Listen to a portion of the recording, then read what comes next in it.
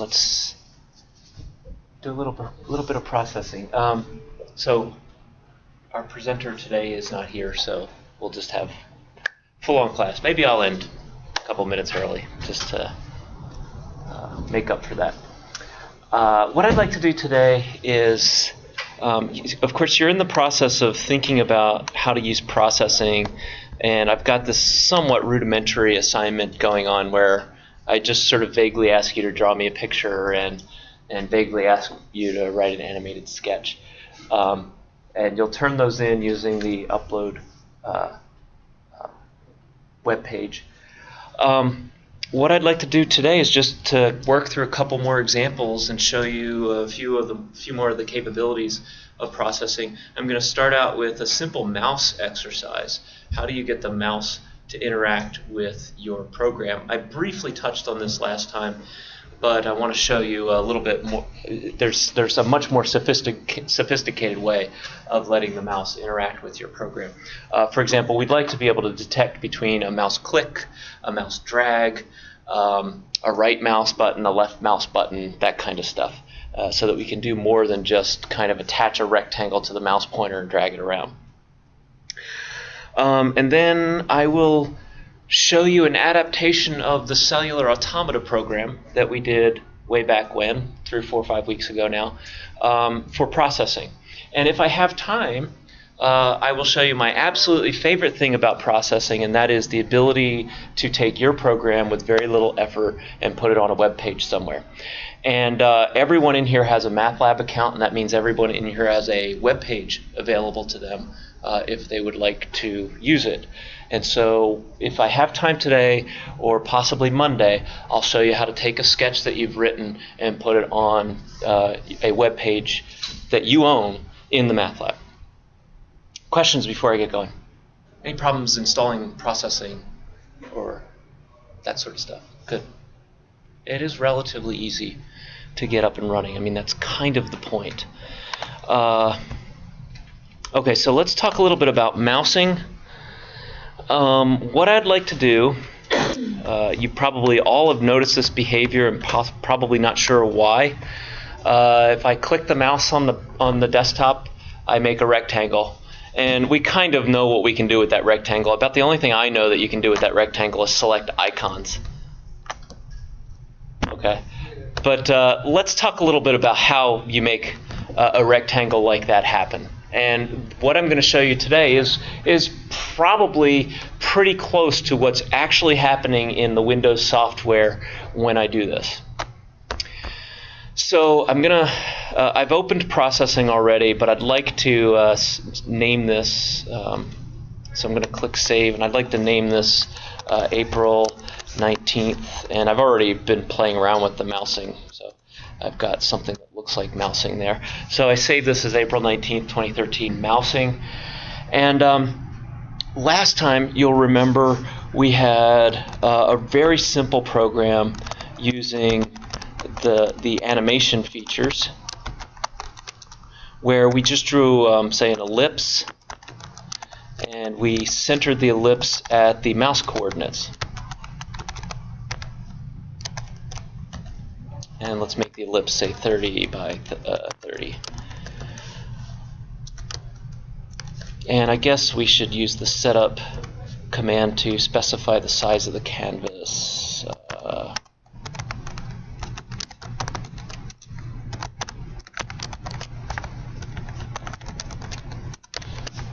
That should be a running sketch.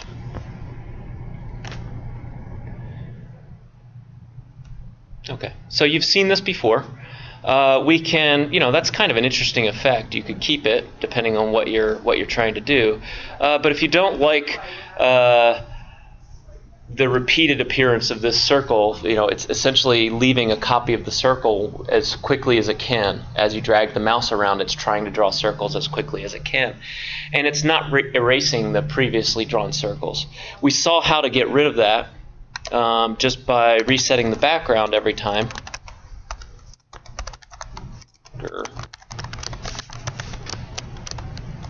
And I'm just going to reset the background to about half grayscale, half of black.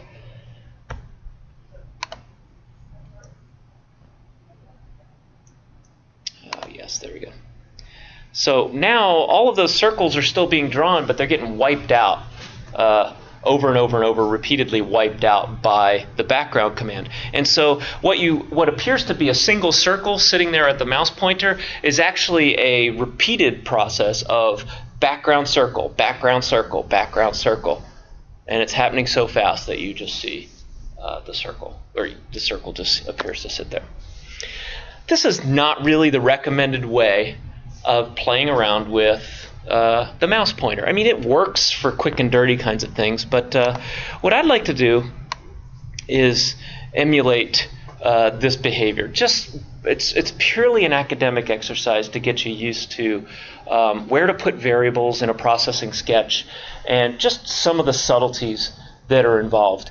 To draw a rectangle in processing, does anybody remember what information I need to draw a particular rectangle? The top left and the width. Okay, the top left, and then the width in the x direction and the width in the y direction. So I'm going to need, I think there's an optional rectangle command where you can do that, but the default rectangle command wants the upper left corner, the width in the x direction, and the width in the y direction. So what I'll do,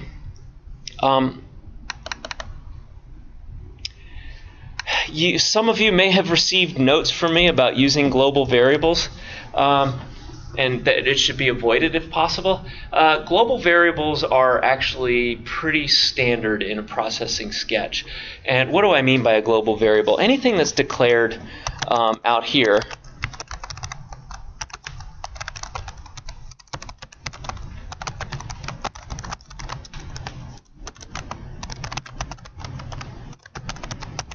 have global scope. What does that mean? Well, I can declare it out here, and then I can use it inside any of the functions that follow without declaring it. That doesn't mean you don't also have local variables, but there are instances where variables will be used in different functions, and one of the easiest ways to make that happen in processing is to declare them global. So I'm going to declare a few floats, the upper left x coordinate and the upper left y coordinate of the rectangle, and I'm going to also declare the width in the x direction and the width in the y direction. I declare them up here, but tradition dictates that I don't give them values at this point. If I want to give them values, then I should give them values down in setup, because that's the processing way. That's what you're supposed to do, and it's a way of organizing your thinking. So default values for the upper left and the upper right, the upper left x, the upper left y, really don't matter. What we'd like to do is just start out with a rectangle that has 0 width in the x direction and 0 width in the y direction. Why do we want to do that? Because in our draw command, when we draw the rectangle, we will draw the rectangle. We will only draw it if one of these is non-zero.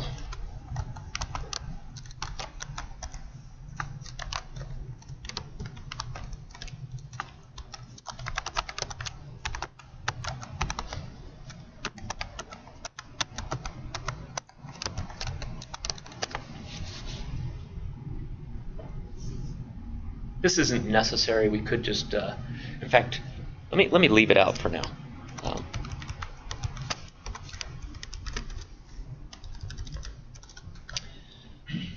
So if we run this sketch, we'll probably see nothing. Yeah, we didn't initialize ULX and ULY, so maybe if we initialize those guys.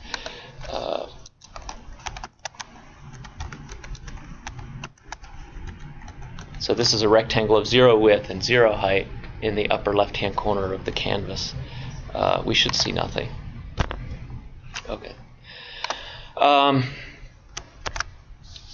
Now, what we would like to do is emulate this behavior that I've demonstrated a couple of times here on the Windows desktop.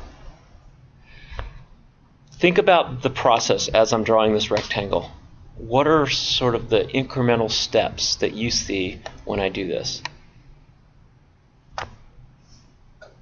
What happens? There's kind of two steps in creating that rectangle on the Windows desktop. Go ahead. Well, it'll put a starting point where you click. Where I click. And then it'll have to record the X and Y coordinates of the mouse and then translate those. So something happens when I click, and then something happens when I drag, right? And remember that I click and I hold, right? Everybody knows that? So it's different. If I just click and let go and then move the mouse, nothing happens. So if I click and hold, that's called a drag, and that's a different event than just clicking. So that's nice. And processing actually provides us a way of distinguishing between these various events. Let me show you. Let's go back to the processing documentation and look at the mouse section.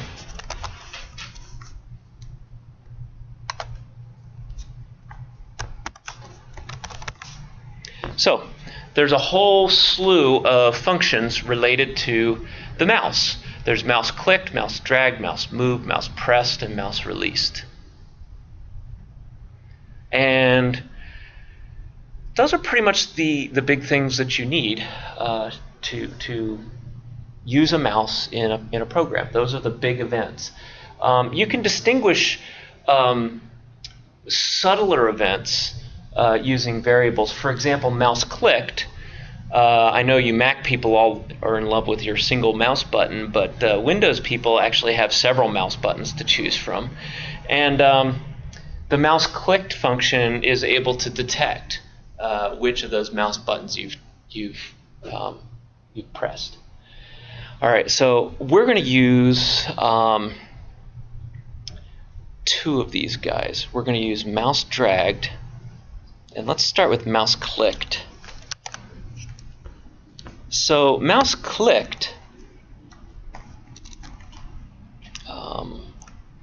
is a reserved function.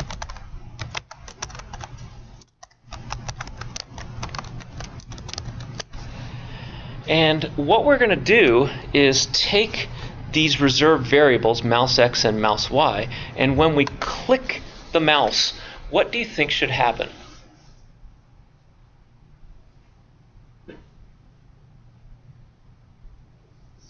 With mouse X and mouse Y, what do I do with them when I click the mouse? They're already initialized. They're already carrying around the mouse coordinates. So when I click, I'm going to take the current values of the mouse coordinate and I'm going to put them in the upper left. So let's do that. ULX equals mouse X. ULY equals mouse Y. Now there's something that you should know about how process is running your sketch. It runs the setup part once, and then it runs draw over and over and over again. But something I really haven't mentioned is it's also running mouse clicked over and over and over again in a sense. It's constantly watching the mouse to see if anything's happening. And if something happens like mouse clicked, then it'll run those two statements only once, though, for each mouse click. So it's smart enough to only do it once when I click the mouse. Okay, so mouse clicked is going to set the upper left-hand corner. And then the other thing is void mouse dragged.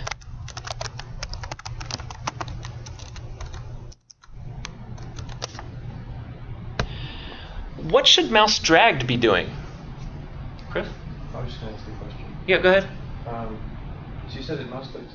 It watches the mouse, but does that actually take memory to monitor the mouse? Memory is probably, it's not going to take any more memory to have a mouse clicked function than to not have a mouse clicked function.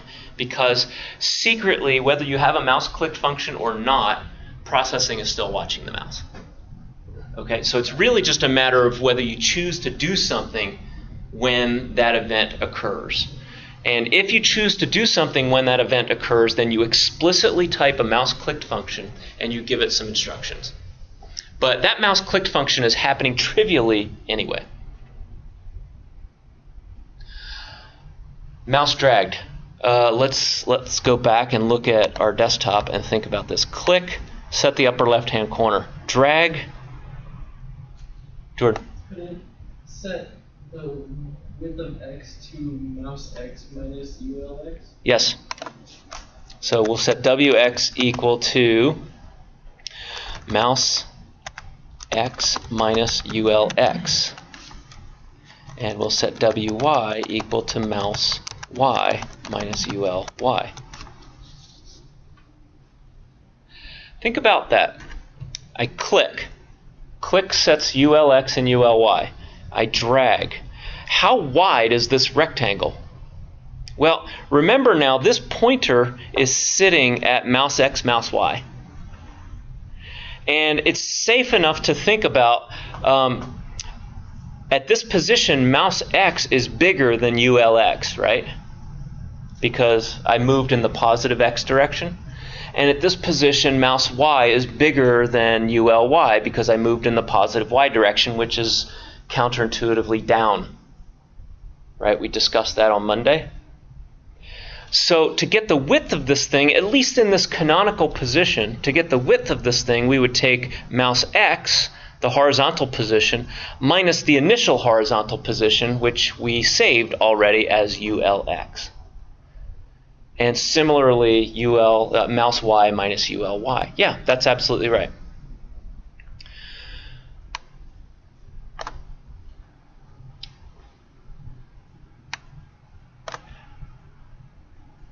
I want to get this guy as big as I can, I guess.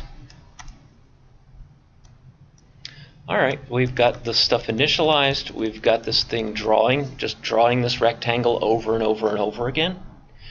We've got mouse clicked setting the upper left-hand corner and mouse dragged setting wx and wy. What's interesting about this is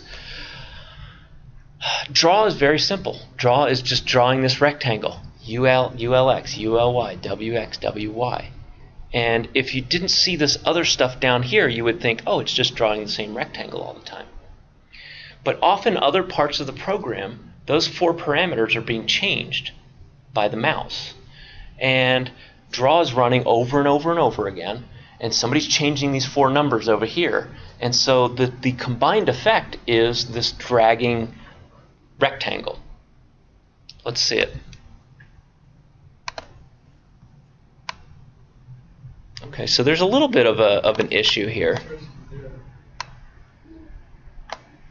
It's not quite awesome yet. It does kind of do what we want, so I click.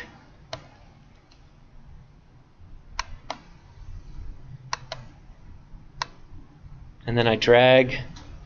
Meh, it's not quite right.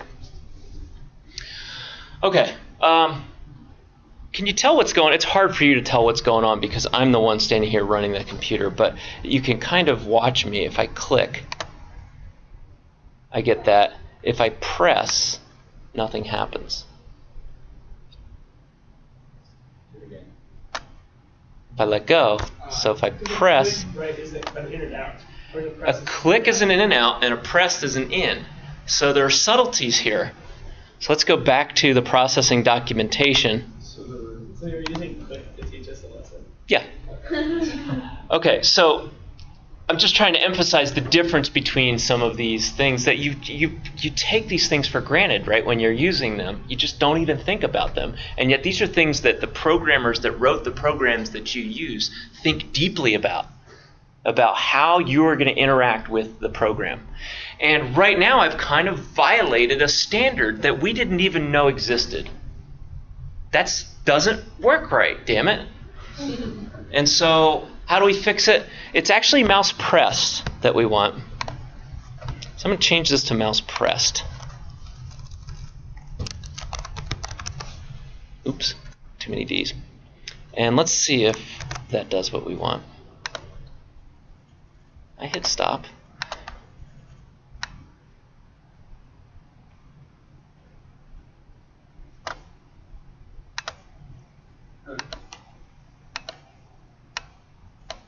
And kind of happy with that. I don't like the fact that if I click somewhere, what I would like is for that to go away when I click somewhere. So if we click it, we draw the background. Or just like maybe mouse released. It's actually, there's a slick way to do it that I'll let you think about for a second without adding anything, without adding any new functions. But you see what's going on here? So let's stare at the logic a little bit. So we realize now why we need to do mouse pressed. Because mouse click is press release, and mouse pressed is just one press. So we do the press, and we set ULX, ULY equal to mouse X, mouse Y. So think about what happens here. I click and I drag. And then I just go over here. Instead of dragging, I just click. And really, I'm pressing. I'm pressing. Why did that happen? Why does that rectangle move here? Something in WX and WY. There's already something in WX, WY from the previous rectangle that you drew. So the right thing to do on a mouse pressed, right? If I press the mouse, I intend to start a new rectangle, right? Oh, so set that. Set the width to 0 here.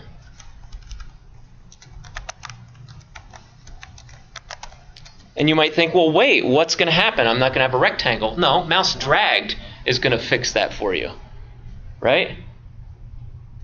So let's save that and see what we get. Okay, there's a nice rectangle, and it'll sit there in perpetuity. Let's do a single click. That's good. So now there's this sort of trivial rectangle sitting at upper left X, upper left Y. Chris? So what would happen if you set the width and length equal to 0 every time we call draw? There would probably be a fight. Let's see. And it really depends on the timing of when the mouse is being watched versus when the draw is being done, perhaps. We can play around with it. It's a beautiful thing about computers is it doesn't hurt to try something. So let's just randomly try to override this.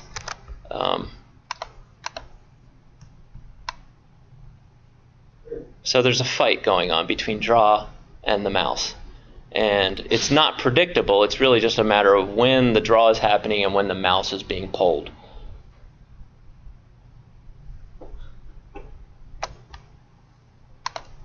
Good question. Yeah, I mean, that's how you learn about, some of the subtleties, is just by experimenting a little bit.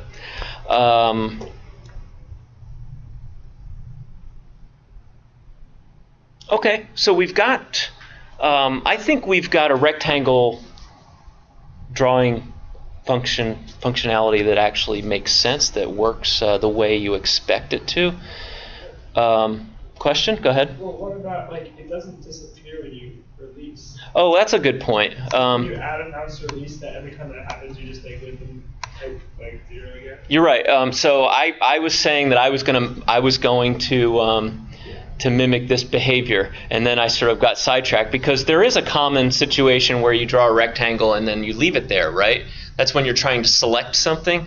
Yeah. For example, in like you're using Photoshop or something and you want to select a piece of the image, you'll drag a rectangle open and then you let go and it just sits there. But yeah, let's perfectly mimic this this behavior.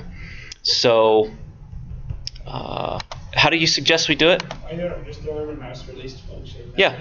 It's released the width just goes 0 again.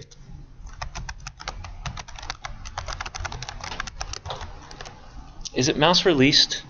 Because it doesn't seem like it's highlighting the right way. Hold on for a second. It is mouse released, just not highlighting correctly. Whatever. Okay.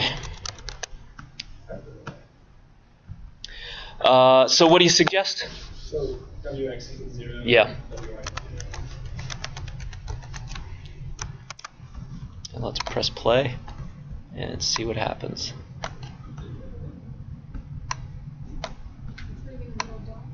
Is it? Yeah, and that gets to the if statement that I had initially started with. So good eye, Jeanette. How do I fix the little dot? If the width and in both directions are 0, then don't do anything. And so the way to do that is to protect this. If wx is not equal to 0 or wy is not equal to 0, then draw the rectangle. Otherwise, don't do anything. So let's see what that looks like. And it looks like it appears to have resolved that problem. So many subtleties when you're designing a graphical user interface.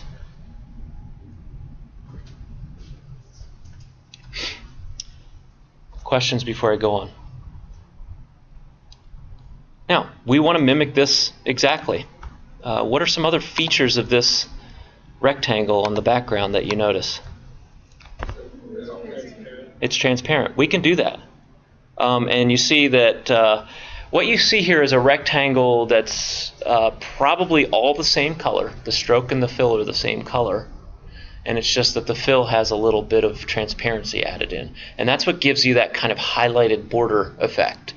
We can do that very easily up here. We could do it either in setup or we could do it in draw. We can set fill equal to, say, 255, which is white. Sorry, yeah, 255, 255, 255. And let's just make it half transparent because we don't really know what it's going to look like. And we'll tweak it later. And we'll make the stroke just pure white. Because I wanted transparency in my fill, I had to use the 3 numbers so that I could get the 4th argument. But because I don't want any transparency in the stroke, I can just shorthand to the grayscale notation, 1 number. I think it's enough to put it here, but let's check. Yeah. Now, if there were figures behind that, then we would see those figures. In fact, we could do that. We could put... yeah, you know what? I'm going to move this down here so that I can put a more interesting figure. We'll put that right there. In fact, let's go even one better.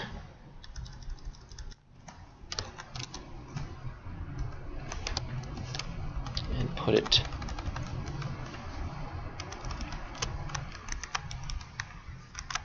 in there. Oops. Darn it.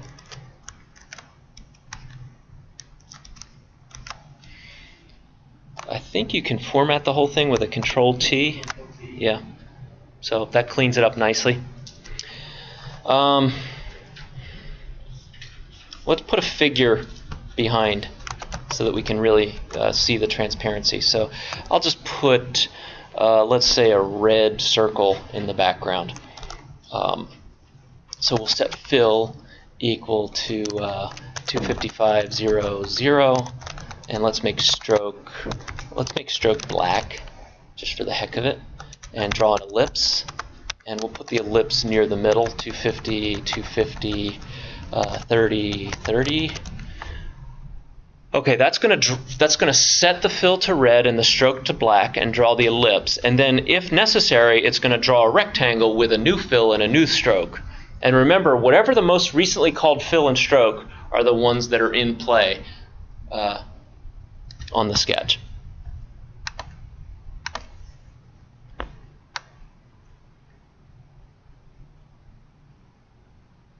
There you go. Questions about that? This is in the examples directory, and you can literally download the .pde file and play around with it. One bit of oddness that I think I mentioned before, but it's certainly worth mentioning again, if you download one of these files, let me show you the oddness rather than talk about it. So all of these are in the examples directory. This part of the file name, the beginning before the period, has to exactly match the name of the folder. case sensitive, yada, yada, yada. It's not really something that you have to deal with if you actually create the file in processing, because processing will do that automatically.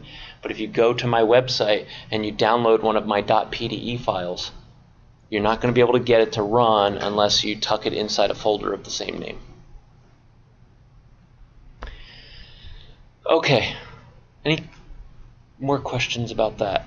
What about, like when you want to animate a sketch for a holder, is that animated, or would you want something that has like in-program physics that's moving without touching it? I would consider this animated because you're using the draw command in a way that's not static. So that's fine. Let me show you one that's even more animated. Let me open up. I've already written this guy.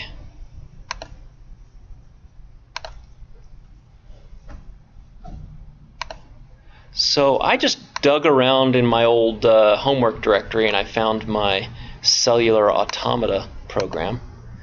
And I thought, wow, I think I could do this in processing fairly easily. And it wasn't too bad. It took me about 15 minutes this morning to put this together. Let me play this for you.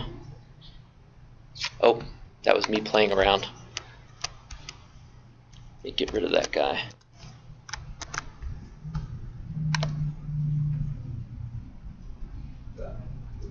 Not a very interesting rule, but So is there an automatic rule? yeah, I just have to set the rule in advance. And there's a lot of flicker too, which is somewhat annoying. And maybe I'll slow down the frame rate a little bit. Let's make the frame rate, let's shoot for 24 since that's human. And let's see if that helps a little bit. Yeah, still a lot of flicker. Whatever. Okay.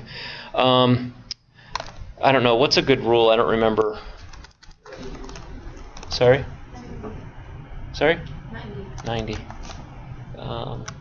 So I can change the rule number there, and yeah. Good memory.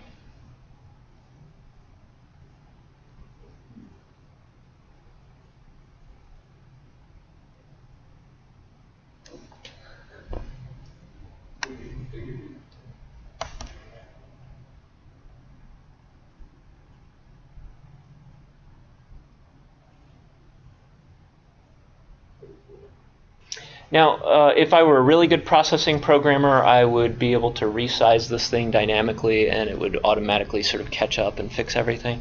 And I can do that, but I'm not. I decided not to burden you with those details.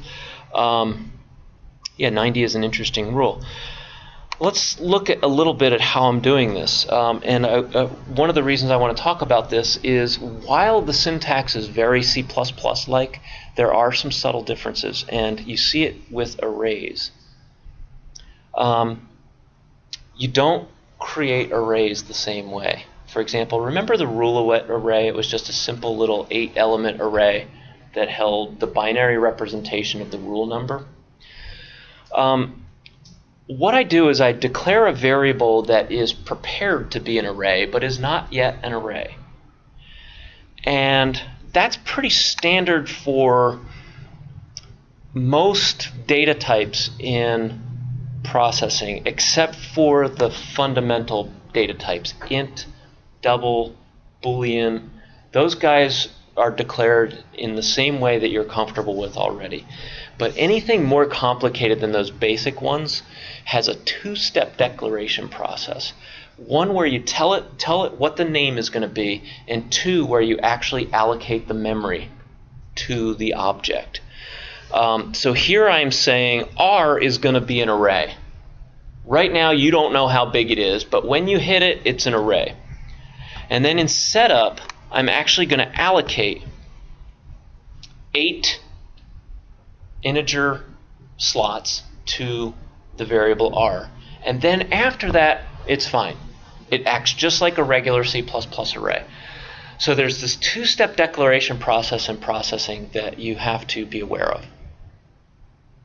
Is everybody okay with that? And it's similar with 2D arrays.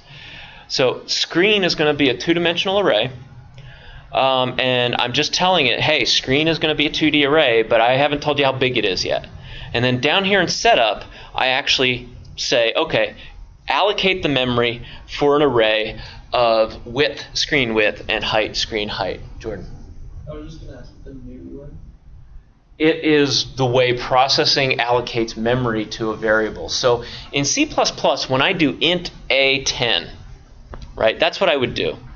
So C++, this would look like int r8.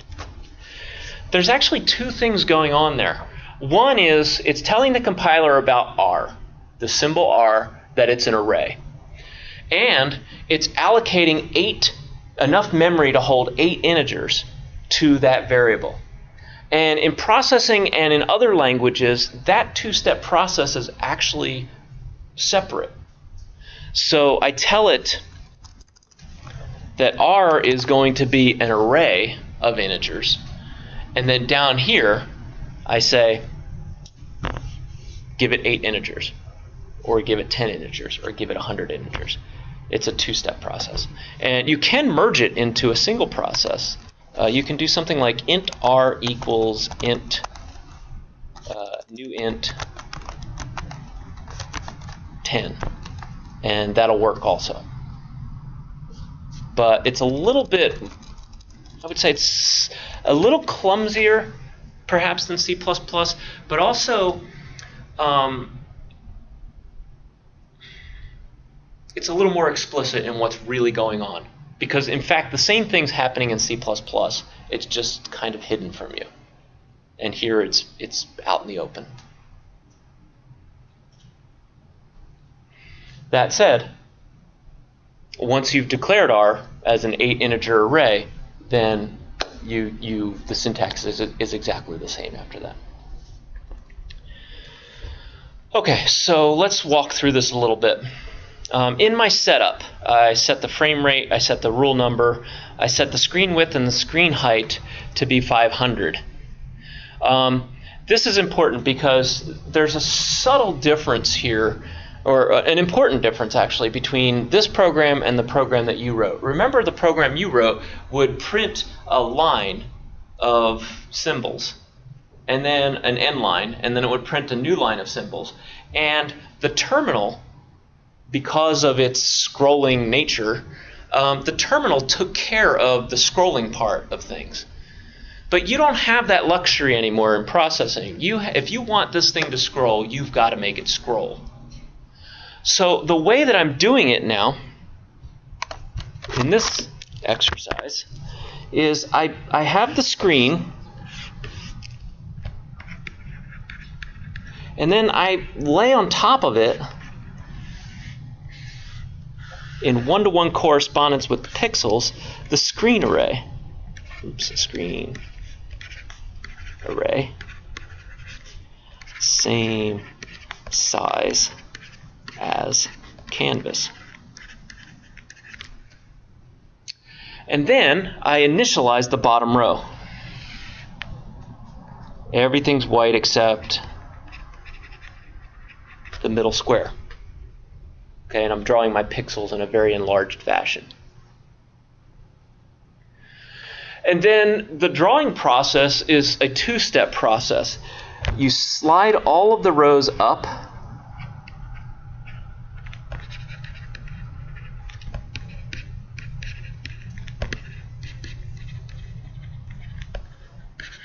Slide all of the rows up, and that's an onerous task. You literally copy the second row into the first row, the third row into the second row, the fourth row into the third row, and you have this whole for loop that does that. It's very labor intensive.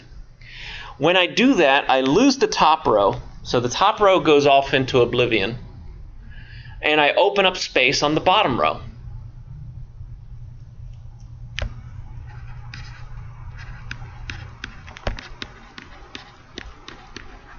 So we update the last row using the rule. And then we draw. So we draw, slide the rows up, update the last row. Draw, slide the rows up, update the last row. And you just do that over and over and over again. that's the basic idea. Let me walk you through its implementation. So here what I'm doing is initializing the screen array to all dead cells, all 0. And then right here I'm taking the last row, screen height -1, and the middle element of the last row, screen width over 2, and I'm setting it to 1. And then I call this little function called setRuleArray, which is one that I wrote. And what this will do is take the rule number, which is a global variable, and fill up the rule array, which is a global variable. So setRuleArray has no return type, it has no arguments, and it takes the global variable r and uses the rule number global variable to put the binary expansion into place. When that's done, and you only need to do that once, right? So that's why it's up there in setup. When that's done, you are prepared to draw. So let's look at the draw step. The draw step is to simply go through the entire screen array, and if it's 0, we're going to set the color of the ijth pixel to white. Otherwise, we're going to set the color of the ij pixel to black. This set command is not one that you've seen before, but it's as simple as it looks. Set the ijth pixel to the color that I specify. It's the lowest level of drawing that you can do. Pixel by pixel, coordinate by coordinate, color by color. Not the most efficient way to do things, and I could probably improve things significantly with some other techniques. But right now, this is the simplest way to do it. So every cell in the cellular automata is really a pixel on the screen. It corresponds with a pixel on the screen. Here is the update cellular automata function. And again, let me go back up top and remind you what's going on there. So I draw it, and then I update it. And then I draw it, and I update it, and I draw it, and I update it. Over and over and over again. Let's go look at update. A lot of this stuff should look familiar to you. Update. The first thing that we're doing is copying the j plus first row into the jth row. And that's a nested for loop. And this will slide everything up. And notice I have to be very careful about the range of rows that I use. I start with the first row and I go up to the penultimate row, second to the last row. And the first row, when I'm at the first row, I take the second row copied into the first row, third row into the second row, fourth row into the third row. And when I'm done, I have an open row at the bottom. Then this looks familiar, right? You generate the interior points. There's the 4 times this plus the 2 times this plus 1 times this, and I'm just pulling out the corresponding entries of the second to the last row, and I'm getting an index j, and then I plug that into the R array to set the new cell value. This should look familiar. And then I do the left endpoint and the right endpoint. So the scrolling that the terminal was doing automatically, I am responsible for now, because processing doesn't behave like a PuTTY terminal or a text terminal. And when I click play, that's the result. Now you have a pretty good idea of what's going on. I start out with this blank screen array with 1 pixel at the bottom. And then I slide it up and I update, slide it up and I update, slide it up and I update.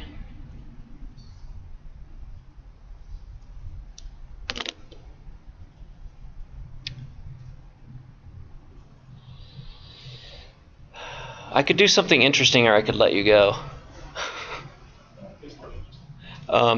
I was gonna I was gonna vary the color of the pixels in a systematic way, so that you could see sort of the potential extensions. Let me go up here and let's go after this color guy here, right here. So this is the color of a live cell, right? Let's play around with that a little bit. So I'm going to put a counter up here. Let's call it C. And I'm going to initialize that to 0. And I'm going to go down here and let's just put C in here. And we could put C++ down here.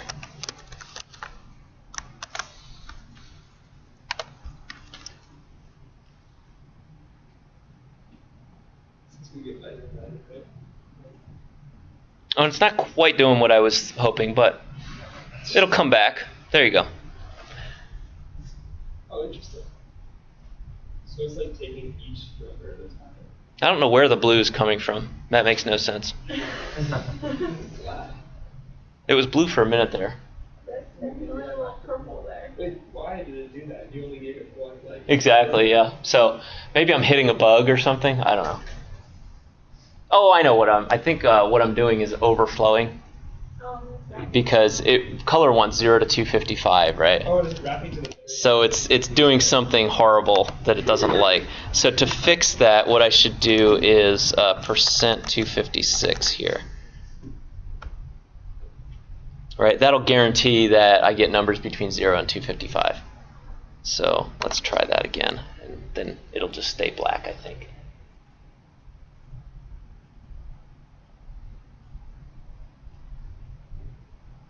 And then it should pop, yes. Yes, that's. Could vary all the colors. Yeah, we can. Yeah. Color C, The possibilities are limitless. Another thing that we could do. Well, let's just leave it at that because we are. I don't want to keep you late. But yeah, I'll just leave it at that. So you could systematically change the colors as you animate.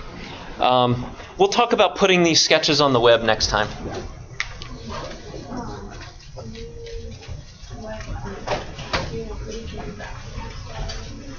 And this sketch too is available in the examples directory. If it's easier for you to because I just yeah. So if you see my